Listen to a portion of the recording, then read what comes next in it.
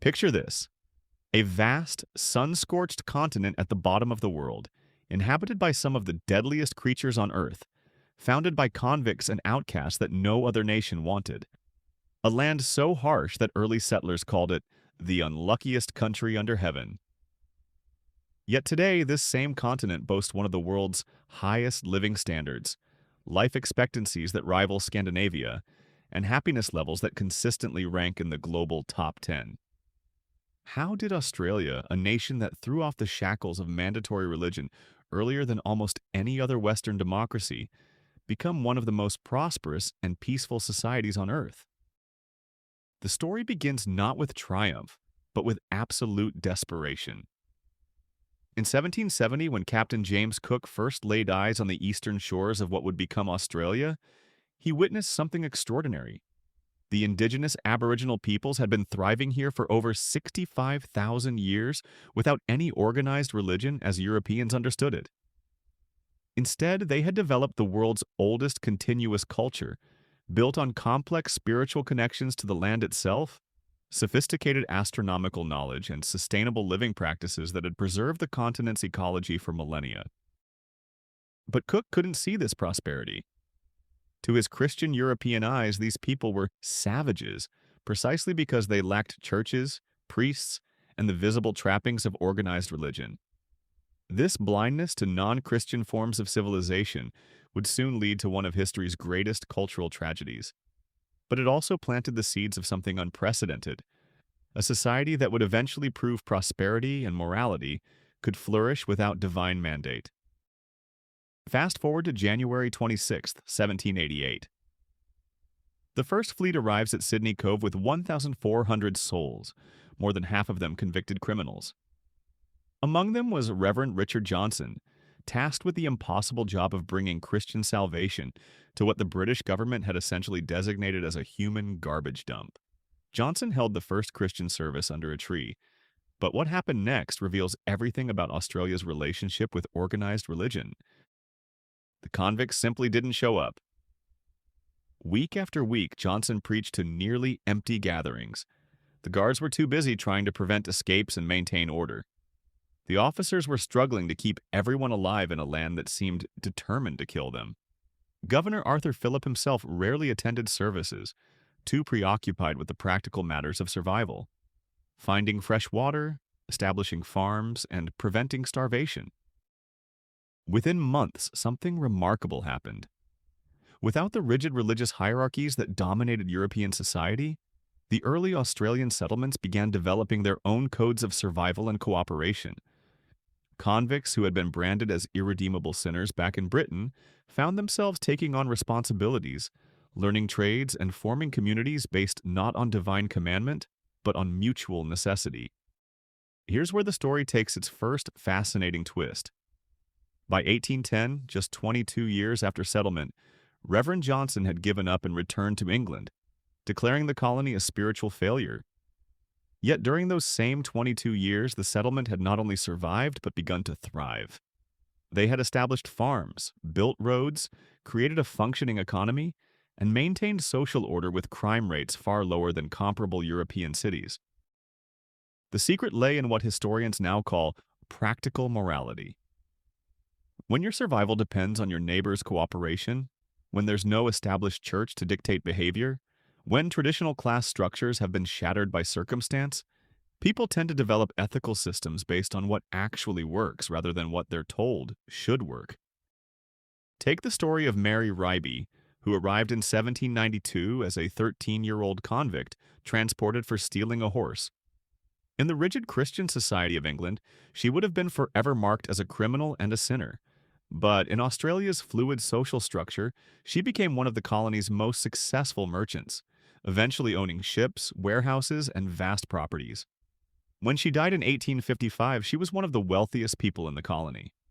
Her success came not from divine blessing or religious redemption, but from hard work, intelligence, and a society willing to judge people by their actions rather than their past. This pattern repeated thousands of times across the continent. Former convicts became successful farmers, merchants, and even magistrates. The traditional European equation of moral worth with religious devotion simply didn't apply in this new world where results mattered more than rhetoric. Hello, everyone. Welcome back to Professor Archive, where we dive deep into the most fascinating stories from human history. If you're new here, we explore the real stories behind civilizations, cultures, and ideas that shaped our world. I'm curious, where are you watching from today, and what time is it there? Drop a comment and let me know your profession too. I love seeing our global community come together around these incredible historical narratives. By the 1850s, something unprecedented was happening in Australia. The discovery of gold had triggered massive immigration, bringing people from dozens of countries and cultures to the continent. Unlike in America, where religious differences often led to segregation and conflict, Australia's goldfields became remarkable experiments in secular cooperation. Chinese Buddhist miners worked alongside Irish Catholic diggers, German Lutheran farmers, and English Anglican prospectors. Jewish merchants set up shop next to Hindu traders. What united them wasn't shared religious belief, but shared secular goals: striking it rich, building better lives, and creating communities that worked for everyone. The Eureka Stockade Rebellion of 1854 perfectly illustrates this secular solidarity. When miners rebelled against unfair government licensing fees, the rebels' oath wasn't sworn on any holy book or in the name of any god. Instead, they pledged allegiance to the Southern Cross flag and to principles of democratic representation and fair treatment under law. The rebellion failed militarily, but it succeeded in establishing the principle that legitimate government derives its authority from the consent of the governed, not from divine right. This secular foundation had profound consequences for Australia's development. While other nations were tearing themselves apart over religious differences, Australia was building institutions based on practical governance. The Australian colonies were among the first in the world to implement secret ballot voting, the 8-hour workday, and women's suffrage. These advances came not from religious mandate, but from secular reasoning about human rights and social efficiency. Consider the remarkable story of Catherine Helen Spence, who arrived in South Australia in 1839. In a more religiously conservative society, her path would have been severely constrained by Christian teachings about women's proper roles. Instead, she became Australia's first female political candidate, a pioneering journalist, and a social reformer whose innovations in voting systems influenced democratic development worldwide. When asked about her motivations, she spoke not of divine calling, but of rational principles of equality and social progress. The data tells an extraordinary story. By 1901, when Australia federated as a nation, it already had one of the world's highest literacy rates, longest life expectancies, and most equitable wealth distributions. This prosperity was built on secular institutions, public education systems that emphasize science and critical thinking over religious instruction, legal systems based on evidence and precedent rather than religious law, and economic policies focused on practical results rather than moral purity. But perhaps the most remarkable aspect of early Australia was how it handled religious diversity. The 1901 Constitution included a provision that would have been revolutionary anywhere else in the Christian world. Section 116, which prohibited the federal government from making any law establishing religion or imposing religious observance. This wasn't anti-religious hostility, but practical wisdom born from watching religious conflicts tear apart other societies. The early 20th century brought new challenges that tested Australia's secular approach. World War I was often framed in other countries as a religious crusade, with God supposedly backing different sides. Australia's approach was refreshingly pragmatic. Prime Minister Billy Hughes, when pressed by religious leaders to frame the war in Christian terms, famously replied that Australia was fighting for democracy and freedom, not for any particular god's favor. This secular approach to national challenges paid remarkable dividends. While other nations lost entire generations to religiously motivated conflicts, Australia developed a tradition of pragmatic problem-solving that served it well through the Great Depression, World War II, and the massive social changes of the mid-20th century. Take Australia's immigration policy evolution. In the 1950s and 60s, as the White Australia policy was gradually dismantled, The process was driven not by religious conversion or moral awakening, but by practical recognition that multicultural immigration would benefit the economy and society. The result was one of the world's most successful multicultural societies, built on secular principles of equality and mutual respect rather than shared religious belief.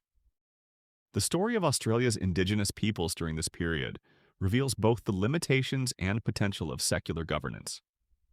While the treatment of Aboriginal Australians was often horrific, the gradual recognition of their rights came through secular legal and political processes rather than religious conversion or charity.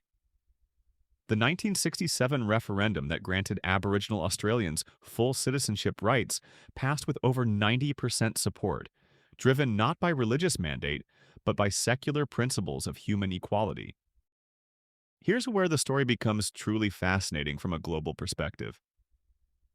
As Australia was building prosperity on increasingly secular foundations, many other developed nations were struggling with religious conflicts that hindered their progress. Ireland was torn apart by Catholic-Protestant violence. India and Pakistan were repeatedly convulsed by Hindu-Muslim conflicts. Even the United States, despite constitutional separation of church and state, saw its politics repeatedly disrupted by religious controversies.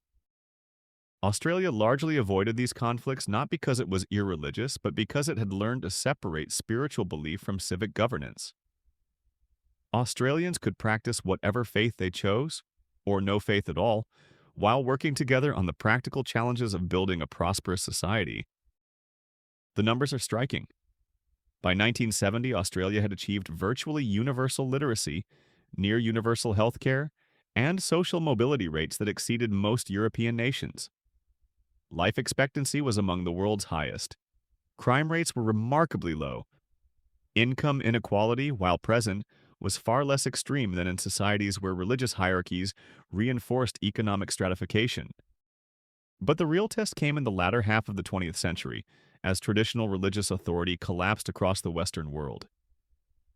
Many predicted that societies losing their religious foundations would descend into moral chaos and economic decline.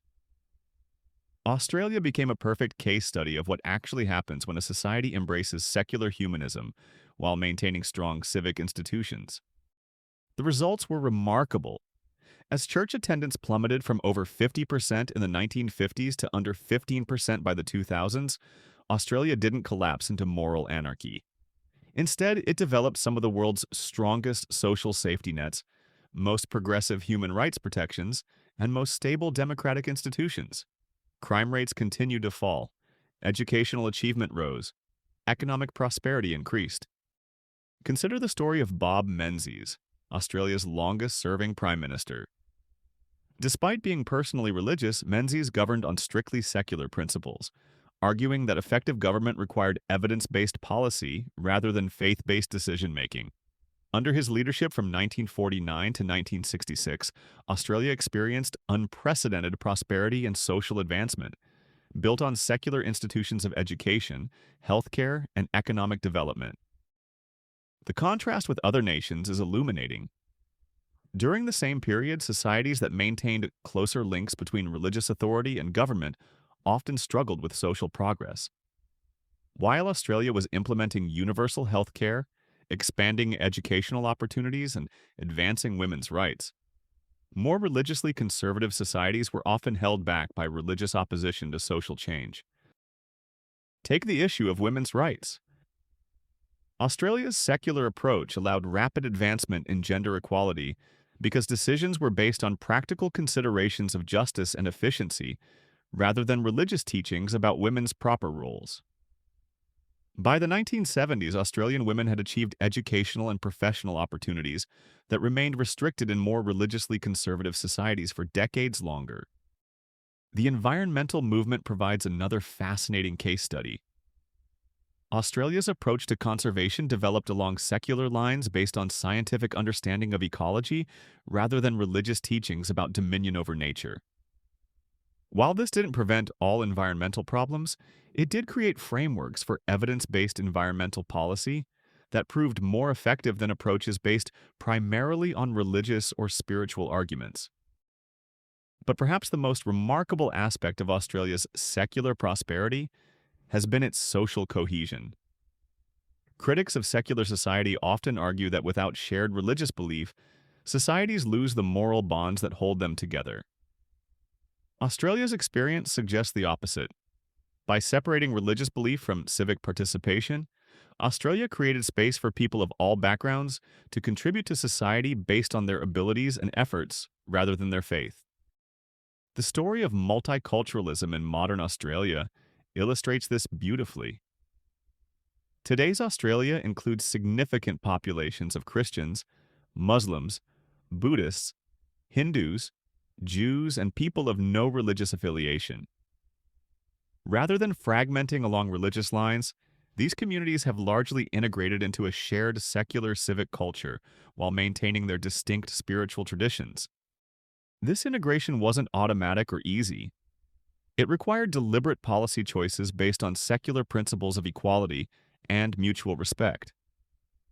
Religious communities were welcome to practice their faiths freely, but not to impose their beliefs on others through government policy. The result has been one of the world's most successful multicultural societies, with social cohesion levels that consistently rank among the highest globally. The economic data tells an equally compelling story.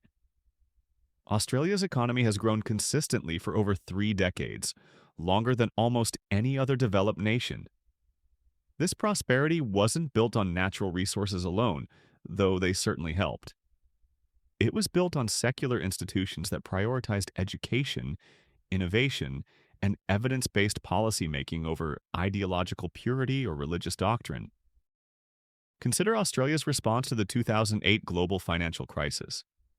While other nations struggled with ideological debates about the proper role of government, Australia implemented pragmatic stimulus measures based on economic evidence rather than religious or ideological doctrine. The result was one of the few developed economies to avoid recession entirely. This pragmatic approach extends to social policy as well. Australia's healthcare system, while not perfect, provides universal coverage based on the secular principle that healthcare is a human right rather than a privilege determined by divine favor or personal virtue. The result is health outcomes that consistently rank among the world's best, achieved at lower per capita costs than many more market-oriented systems. Education provides another striking example. Australia's secular approach to public education, emphasizing critical thinking and scientific literacy over religious instruction, has produced educational outcomes that consistently rank in the global top tier. This success comes not from rejecting all values, but from embracing secular humanist values of curiosity, evidence-based reasoning, and respect for human dignity. But the story isn't just about government policy. It's about how secular values have shaped Australian culture in ways that promote prosperity and well-being.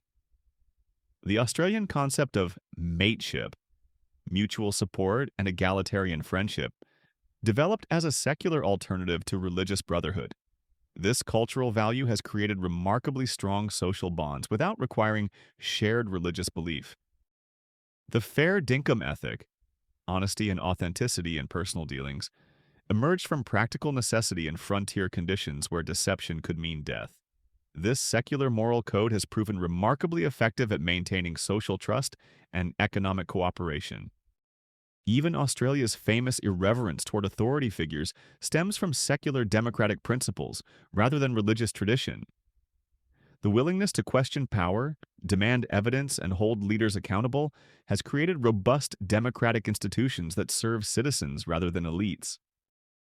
If you're enjoying this deep dive into Australia's remarkable journey, and you appreciate the research that goes into these historical explorations, consider supporting the channel with a super thanks. Your support helps us bring you more fascinating stories like this one, and it means the world to us. Modern Australia faces new challenges that test its secular approach to prosperity. Climate change requires long-term thinking and sacrifice that some argue only religious motivation can provide. Rising inequality challenges the secular assumption that rational policy can solve social problems. Global terrorism often has religious dimensions that pure secularism might struggle to address. Yet Australia's response to these challenges continues to demonstrate the effectiveness of secular governance. Climate policy debates focus on scientific evidence and economic analysis, rather than religious prophecy or divine mandate. Social inequality is addressed through evidence-based programs designed to expand opportunity rather than charity based on religious obligation. Counterterrorism efforts emphasize law enforcement and social integration rather than religious conflict.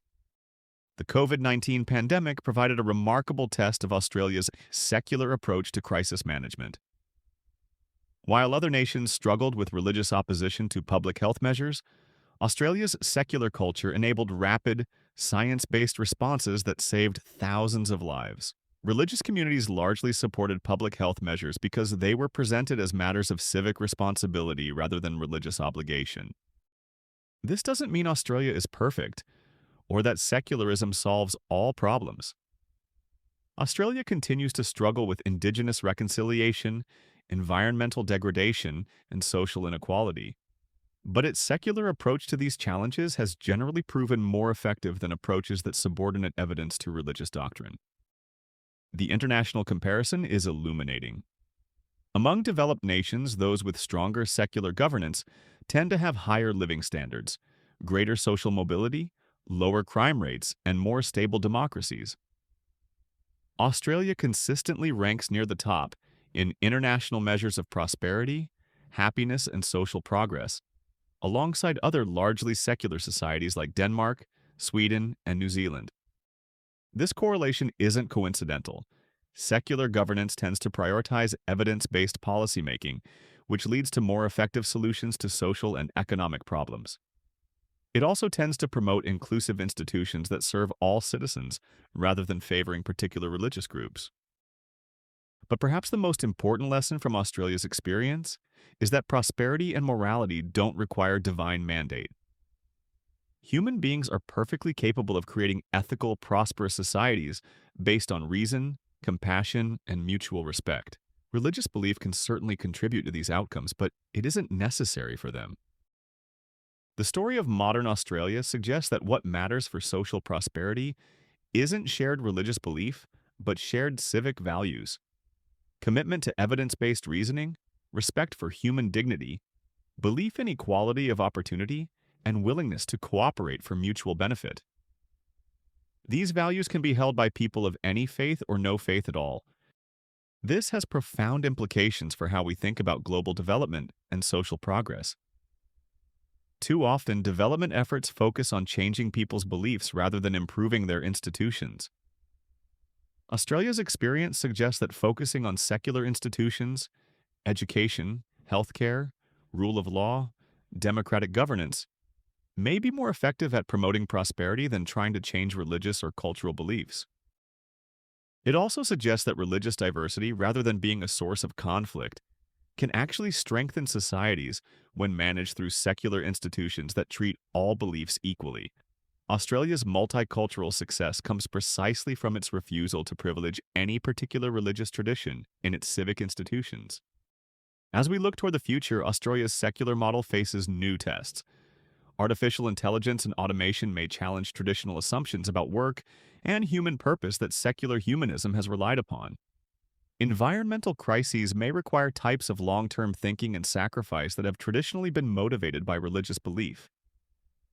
Global conflicts increasingly take on religious dimensions that pure secularism might struggle to address. Yet, Australia's experience over the past 2.5 centuries suggests that secular societies are remarkably adaptable, precisely because they aren't constrained by fixed religious doctrines. When new challenges arise, secular societies can adjust their approaches based on evidence and changing circumstances rather than being locked into traditional religious responses. The Aboriginal concept of country, the deep spiritual connection between people and land that sustain the world's oldest continuous culture, offers insights that secular Australia is only beginning to understand. This isn't religious in the conventional sense, but it represents a form of spirituality that could enrich rather than conflict with secular governance. Perhaps the future lies not in choosing between religious and secular approaches, but in learning how different forms of wisdom can contribute to human flourishing within secular institutional frameworks that protect everyone's freedom of conscience. Australia's journey from convict colony to prosperous democracy proves that societies can thrive without mandatory religious belief or divine authority.